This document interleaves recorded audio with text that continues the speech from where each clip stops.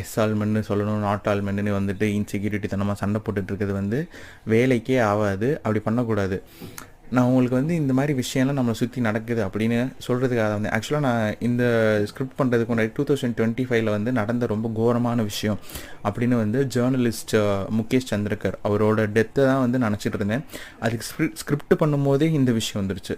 அதனால் இப்போ வந்து நம்ம என்ன பண்ண போகிறோம், வரிசையாக நியூஸ் வந்துகிட்டே தான் இருக்குது, அப்படியே தாண்டி தாண்டி போயிட்டே தான் இருக்கும். இதனால் என்ன ஆக்ஷன் இருக்குது, என்ன சொல்யூஷன் இருக்குது அப்படிங்கிறதெல்லாம் நமக்கு தெரியலை.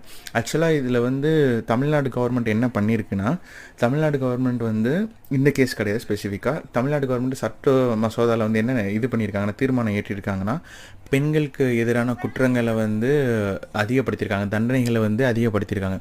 ஸோ அப்படி பண்ணும்போது என்ன ஆகுனா, குற்றங்கள் குறையிறதுக்கு வாய்ப்பு இருக்கான்னு தெரில. ஆனால் இப்படி பண்ணுறவங்க வந்து அடி வாங்குவாங்க, அது உறுதி.